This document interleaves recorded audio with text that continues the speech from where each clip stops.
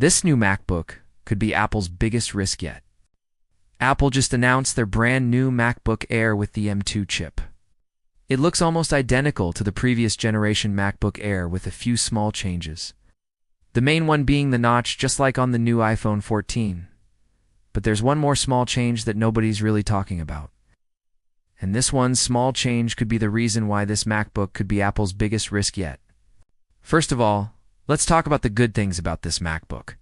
It's super thin. It's super light. It has a beautiful Retina display, arguably the best display in any laptop out there. It has the super powerful M2 chip, which is based on a 5nm process. It has great battery life, and it starts at only $1,200. So it's actually cheaper than the previous generation MacBook Air. So on paper, this thing seems perfect. So what could be the reason why this could be Apple's biggest risk?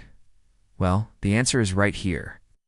This is the MagSafe charger. Now you might be thinking, what's so risky about this little guy right here? Well, the problem is that this port is now exclusive to this MacBook.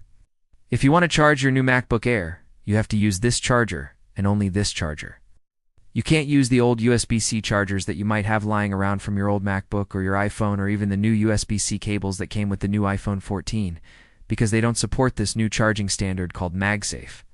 Now this might not seem like a big deal to some of you, but trust me, it is. Here's the thing. Every time Apple makes a change like this where they remove an existing port and replace it with a new proprietary connector, it always creates a huge headache for the customer. For example, if you bought an iPhone 5 right when it came out, you'd probably also bought one of these charging cables. But then a few years later, Apple released the iPhone 5 South, and they got rid of the Lightning port and replaced it with the new Lightning port. So all those old iPhone 5 chargers and cables became useless. Same thing happened with the iPhone 7 when they introduced the new Force Touch Home button. All the old cables and chargers for the iPhone 6 no longer worked. And then it happened again with the iPhone 10 when they got rid of the headphone jack. All those old headphones that used to plug into the headphone jack now needed a Lightning adapter in order to work. And now we're seeing this happen with the new MacBook Air. All those USB-C cables that you might have lying around from your old MacBook, your iPhone, or even your iPad, none of them will work with the new MacBook Air, because it has this new proprietary port. And yes, you can use a USB-C cable and an adapter to make it work, but that's not ideal. That adapter is just going to add more clutter on your desk. And also, I'm pretty sure it's going to cost extra. The worst part about this is that Apple has never done this before. They've always kept the same port on their MacBooks generation after generation. This is completely uncharted territory for Apple. Nobody knows how this is going to go. And honestly, it could be a total disaster. Just think about all the times that you've traveled with your MacBook and you needed to charge it on the plane.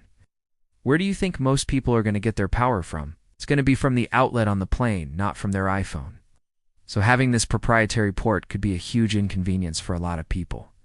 I'm not saying that this MacBook is going to be a total flop or anything like that. I actually think that it's going to sell really well. But this one decision to remove the USB-C port and replace it with this proprietary port could end up costing Apple a lot of money down the line.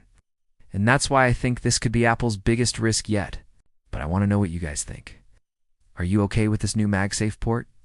Or do you think that Apple should have stuck with USB-C? Let me know in the comments below. If you guys enjoyed this video, please hit that thumbs up button. As always, thanks for watching.